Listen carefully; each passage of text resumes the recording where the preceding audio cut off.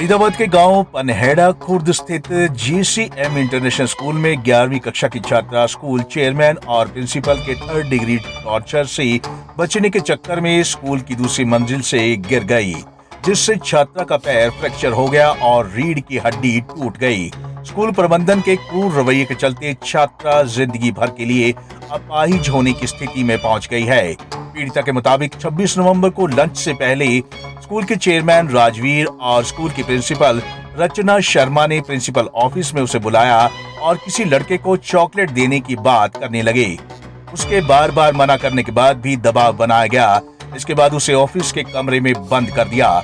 लगभग 2 घंटे के बाद उसे ऑफिस के कमरे से बाहर निकाला गया और उसके साथ मारपीट की गई। पीड़िता के मुताबिक इसके बाद स्कूल के चेयरमैन और प्रिंसिपल दोनों ही कमरे से बाहर निकल गए और मौका देखकर वह ऑफिस से बाहर निकलकर भागने लगी और भागते भागते स्कूल की दूसरी मंजिल पर पहुंच गई, जहां डर के चलते उसका पैर फिसल गया और वो गिर गई, जिससे उसका पैर फ्रैक्चर हो गया और रीढ़ की हड्डी टूट गई। पीड़ित परिवार ने मामले में पुलिस से आरोपियों के खिलाफ कड़ी कार्रवाई करने की मांग की है। लंच में राजू सर ने मुझे ऑफिस में बुलाया था, फिर उन्होंने गेट लगा लिया। उन्होंने मुझसे रचना मैम ने पूछा कि तूने किसी को चॉकलेट दी है। हमने मना कर दिया। हमारे मना करने के बावजूद उन्होंने हमारे ऊपर बहुत ज़्यादा प्रेशर किया। फिर हमारे मना करने पे उन्होंने मुझे दूसरे ऑफिस में बंद कर दिया। बहुत टाइम 2 पीरियड निकल गए, फिर भी उन्होंने हमें ऑफिस में बंद रखा। फिर रचना मैम और राजू सर आए, उन्होंने हमें दूसरे ऑफिस में लेके गए। फिर राजू सर ने बोला कि मैम काटो इसे। पहले राजू सर ने मारा, फिर रचना मैम ने मारा।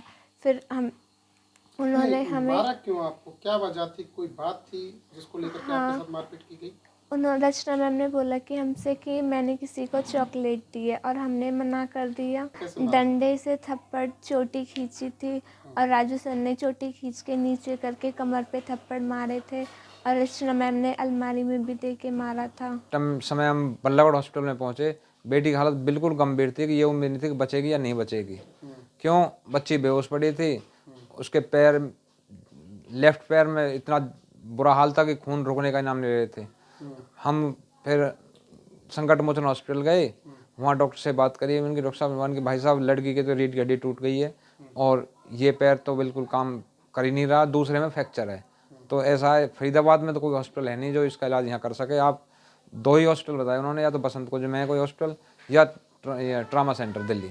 28 की सुबह बेटी को जब होश आया तो उसने मुझे बताया कि पापा मेरे साथ ऐसे ऐसे राजू सर ने और मैडम सर ने बहुत ज़्यादा टॉर्चर किया। मुझे 2 घंटे तक कमरे में बंद करके रखा और मेरी इतनी पिटाई की कि मुझे कुछ याद नहीं था कि मैं कहाँ जाऊँ क्या नहीं।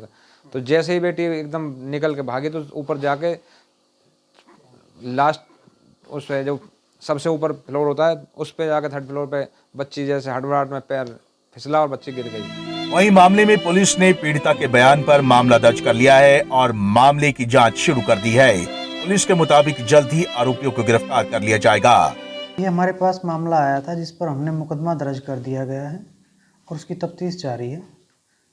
उस लड़की के इलाज के कागज से डॉक्यूमेंट्स वगैरह हम लेने लग रहे हैं और आगे तफ्तीश करके इसमें नियमानुसार कार्रवाई की जाएगी।